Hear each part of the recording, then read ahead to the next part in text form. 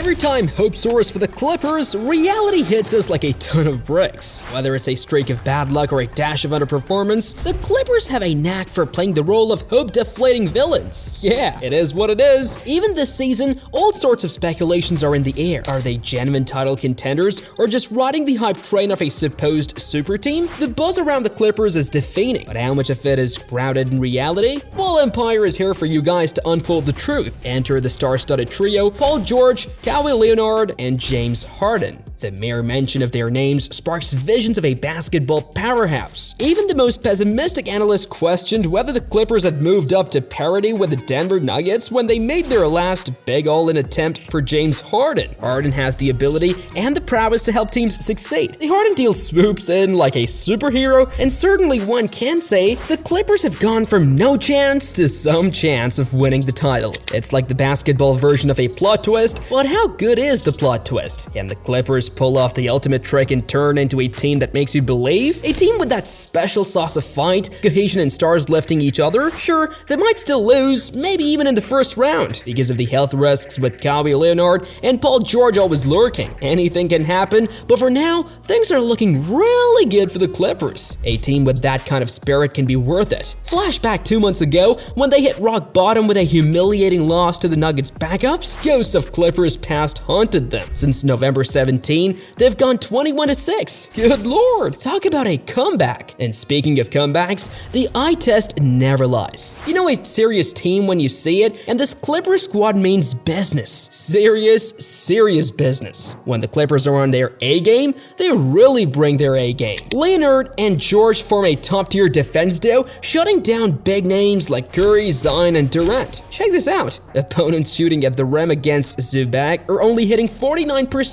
Jeez, that's like having a super protective force field, and we have more. Man is quick and dependable, and even Harden, if he's on his game, can hold his own. There are no tiny guards here, making it tough for opponents to exploit size mismatches. What has been the best thing about them is that in every game, they add more tricks up their sleeves. Coach Tyronn Lue switches up matchups to surprise the other team. If the opponent has some weak shooters, suddenly Zubac is all over them, making the offense work hard to find a good shot. And get this, they've even tried out some zone defense, breaking the usual NBA defense rules like rebels on the court. It's like a strategic basketball chess match, and the Clippers are playing to win. At Madison Square Garden on November 6th, the LA Clippers hosted the New York Knicks. It did not go well for the Clippers as they lost 111-97 in James Harden's first game of the team. Moreover, they started November on a 6-game losing streak. At that moment, things were looking bleak for them. No one would have expected them to have this change of fortune. A solid start to the season, a collapse, and then a comeback. But the sun is shining brighter on them now. 40 days later, the tides have turned. When the winds of change blow, some build walls while others build windmills. And those winds were most certainly blowing for them. The Knicks coach, Tom Thibodeau, understood that a Clippers team with Harden would be good at some point, even if they couldn't break 100 points in New York last month. Talking before the game in December, he said, "Great players always figure it out. It rarely happens in a split second, and those guys have played together before. So I felt like, okay, this should be or will be a pretty easy transition for them. And they're all high IQ guys. I think the big thing for them is health." Lue also spoke about the change his team was feeling since their visit to New York in November. 1. Just getting James comfortable and in better shape. That was his first game since May. 2. I think is just being able to acquire Daniel Tice, another big player that we can play, and who can play backup minutes with Ivica Zubac. And then I think of our rotations. Just understanding who plays well with home and who fits well with home has been really good for us. It's been a few things for us that we have been able to change and get better at since our last Knicks game in New York, and they got their revenge. But how they thrashed them was worth noticing, making strides in becoming better game by game. The Clippers defeated the Knicks 144-122, winning every quarter while showcasing all of these changes. This win meant that they extended their win streak to 7 games and improved their record to 15-10 ahead of a week in which they faced 3 playoff caliber opponents on the road. They got the better of the Pelicans and the Pacers, but the Thunder proved to be too good for them, as their 9-game winning streak came to an end end in a 134-115 loss. The Clippers thwarted the Knicks quarter by quarter. We all know the Knicks are like this wall in the paint, tough to get through, especially when Mitchell Robinson is around. The last time the Clippers faced them,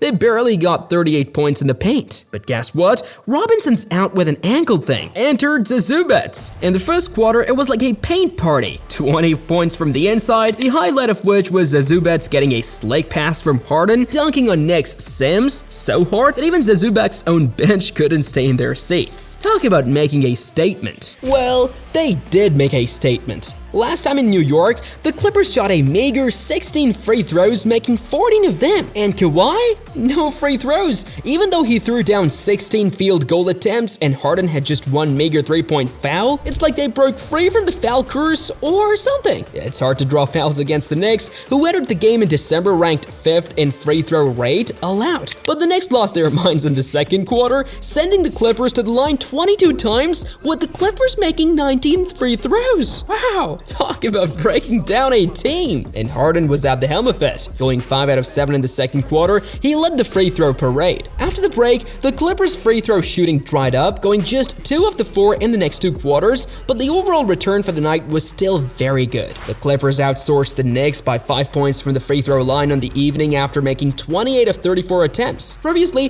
they were tossing the ball around like it was a hot potato, with more turnovers than assists. Yikes, they practically gifted the other team 35 points with those blunders. Zubac, Westbrook, George, Powell, and Highland were all playing a game of who can give the ball away the most. Yeah, fast forward to December's first 16 days and things changed. It's like they flipped a magical basketball switch. Suddenly, they were rocking in 8th place turnover percentage and a slick 6th place assist to turnover ratio. It's like they found the secret sauce for a smooth mistake-free game. After a mind-blowing 77-point first half, the Clippers went full on maestros in the third quarter. Their assist to turnover ratio, a jaw-dropping 10-1. Harden was dishing out assists like confetti at a celebration with 12 assists and just 1 measly turnover. Talk about a ball control makeover. The Clippers went from fumbling in November to ballerinas with the basketball in December.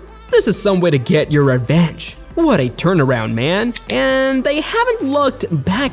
After winning 12 out of 14 games in December, they followed this feat with 6 wins and 8 in November. They're unstoppable at the moment, and they're playing with their flair and charisma. Picture this, the Clippers are in a nail-biter against the Raptors, and with just a smidge over a minute left, Harden pulls off a pass that's like a rainbow making a pit stop just inside the court. And who's there to catch it? The one and only Kawhi Leonard, cool as a cucumber even with Scotty Barnes breathing down his neck.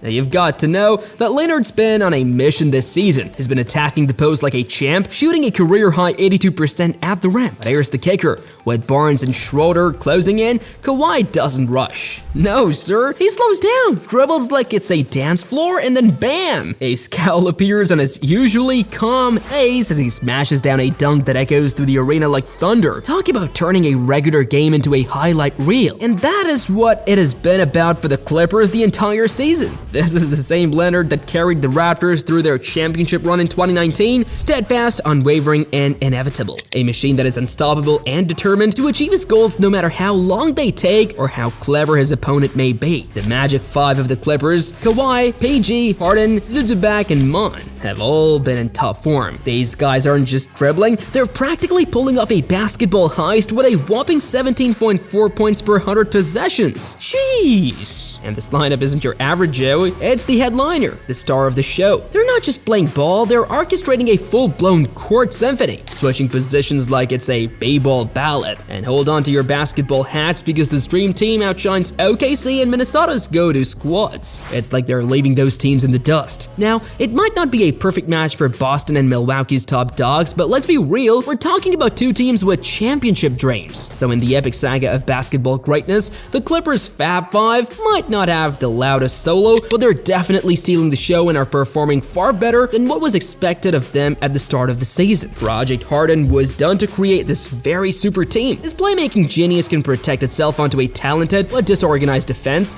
allowing him to strategize, to run the clock and let the game dwindle down. In this case, plays without overburdening him with the pressure to create. Since November 17, when Terrence Mann replaced Russell Westbrook in the starting lineup, the Clippers have had the NBA's best record over that span, with the NBA's second best net rating in crunch time. Leonard, however, is resisting any reflection on the Clippers' recent success or his place in franchise lore. I'm in the moment this season and I'm trying to get us to a place where we haven't been before. We were in the mud a little bit, moving a little slowly, and there was no communication. We have a lot to improve on. Lou also isn't getting dragged away by this uplift in form and emphasizes the importance of execution. Half of it is a great talent, and I think half of it is execution. We got to have 100% execution with our talent. That makes for a dangerous team. When you have great players that can score on anybody, sometimes it's too easy. Why would I run and cut over there when I could just catch and shoot it? When you get to the playoffs, it's a whole different animal. So we've got to start building these habits. Of course, you'll be cautious when you've had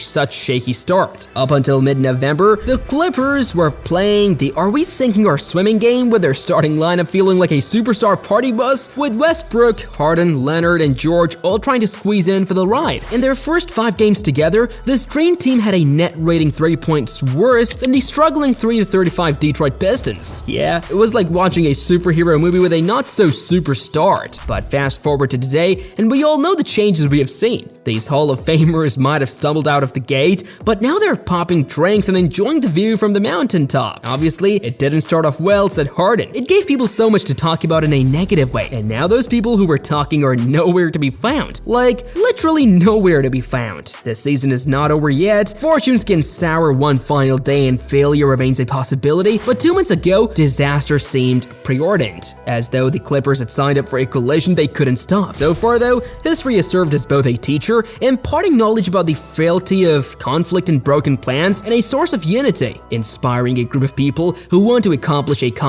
Paul acknowledged this, saying, "No one else outside Leonard, Powell, and PJ Tucker has won a championship. For us, we understand what's at stake. Sacrifice just comes too. We just want to win. We don't care what it looks like or how it looks. We don't care about who gets shots or whose offensive night it is. Finish the game with a win, and everybody's happy about that." Clippers are chipping away at the doubt, attempting to rewrite their history in pursuit of going somewhere they've never gone before. Will they be successful? Guess we'll have to wait to find out. Thanks for joining the journey through the highs and lows of the Clippers roller coaster season. As we wrap up this conversation, don't forget to press the like and subscribe buttons. Until our next tip-off of banter and basketball brilliance, may your three-pointers always find the mark and your favorite team rise to every occasion. Stay ballin' and catch you on the rebound.